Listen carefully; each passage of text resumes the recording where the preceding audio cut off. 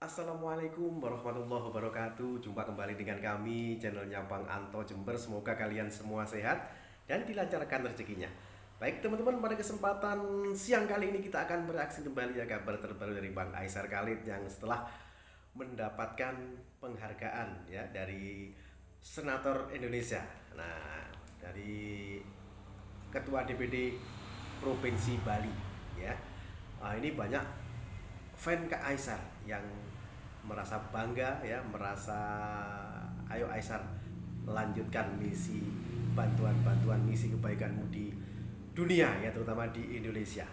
Nah, ini ada komentar dari keluarga Ombot ya. Ombot ini adalah kepanjangan dari Om Botak ya, yang kemarin sudah bertemu dengan Aisar Khalid, mendapatkan hadiah juga ya, hadiah berupa uang. Nah, untuk itu tonton video ini selengkapnya agar tidak terjadi salah paham. Yuk tanpa berlama-lama mari kita saksikan bersama-sama.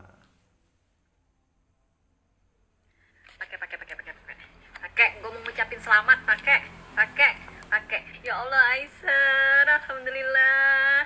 Kemarin dihujat, sekarang malah dapat penghargaan. Ya Allah. Tadinya tuh kakak tuh udah khawatir ya, pengen nyuruh Aisyah pulang aja, cuman kata abang botak jangan, biarin udah gede, biar dia nyelesain masalahnya dulu di sono baru pulang. Ya Allah, akhirnya senang banget. Ngomong sama siapa? Sama Aisyah bukan sama lu. Elah pakai. Udah pakai. Udah ya Aisyah ya Allah. Bangga sekali lihatnya ya Allah. Terima kasih kepada Bapak siapa tuh tadi? Ini apa ya? Apa pejabat situ dah pokoknya ya. Terima kasih ya Pak ya. Sudah Sama-sama. bukan lu, sudah memberikan penghargaan kepada Aisyah. Terus terima kasih juga bantuannya untuk Kak Siti. Iya. Diam dulu. Terima kasih juga untuk Kak Siti atas perantaranya. Ya Allah, senang sekali rasanya. Udah, diem. Gila. Bi. Apaan sih? Aisyah dong, Bi, suruh dia pulang, Bi. Udah, Bi. Ketek lu, tutup. Bi, suruh Aisyah pulang dong, Bi. Udah, elah, gue takut dia apa-apain di Bali udah banyak. Soalnya udah banyak yang hujat-hujat, Bi. Elah, segala macam. Ngapain lo ngatur-ngatur? Ya, bukan ngatur-ngatur kan, namanya gue sayang sama dia, gue takut dia kenapa-napa kan. Elah. Lebay banget, sayang. Gua ngayap kagak pernah lu suruh pulang. Gue takut dia diapa-apain sama warga Bali ya, Bi. Dia udah gede. Tapi gue takut, namanya lagi begini keadaannya kan. Nggak semua orang Bali itu ya nggak suka Aisar, rusuh, nggak gitu. Gue juga punya temen di Bali, di Denpasar gue ada. Gak apa-apa, tenang aja lo. Dia juga kemarin soal Jumat baik-baik aja.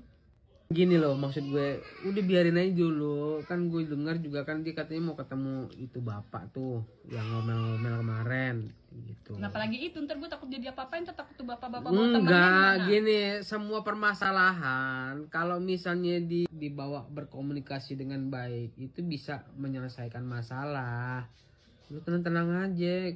Mungkin dari kejadian ini dia juga kan bisa tambah dewasa, bisa berpikir lagi sebelum mengambil keputusan gitu loh. Cuman emang kalau gue tuh nggak sukanya begitu cara menegurnya doang. Gue nggak suka teriak-teriak seakan-akan kayak Bang Jago gitu. Gue nggak suka. Cara menegur orang tuh ada caranya, nggak teriak-teriak begitu. Itu yang gue sesalin sih, itu doang. Mungkin kalau misalnya yang hal-hal yang lain kalau gue pelajarin mungkin miskom doang. Kayak misalnya kurang koordinasi atau apa. Udah gitu nggak ada ibaratnya pendamping dari Calang. ya dari calang-calang. Udah lu tenang aja sih. Yang namanya gini, yang namanya orang berbuat kebaikan dengan tujuan baik itu pasti ada aja yang nggak suka, ada aja yang disalahin, itu pasti aja. Jangankan Aisar, Rasulullah pada para sahabat juga begitu, ya kan? Tapi kan gue mah sebagai ibu-ibu yang lihat dia nggak tega, Abi dihujat-hujat begitu, ya Allah. Ya itu kan gini, kalau itu kan udah resiko bagian dari konten kreator. Tuh. Lah emang udah resiko, dia sebenarnya sih kalau buat gue dia udah jadi seorang trader, pebisnis, duit udah banyak gitu loh. Ini logika deh. Duit udah banyak, seorang trader juga, pebisnis juga. dia mau turun jadi konten kreator bukan karena pengen nyari duit lagi, enggak, justru dia pengen ngabisin duit. Kan udah kebanyakan duit, bingung dia mau Nih ngapain. sekarang gini, ini emang bukan, mohon maaf, gue kalau inget, kalau bukan inget, kalau ngeliat komen-komen netizen yang rada tolol gitu, gue sebel sendiri. Lah segala kayak misalnya apa-apa dikontenin, lah si goblok gue kata. Lu kan gini, lu kan hidup di era digital ya, di era digital, ya kan. Itu satu, itu pasti konten. Karena apa? Mata kamera itu udah di mana-mana sekarang.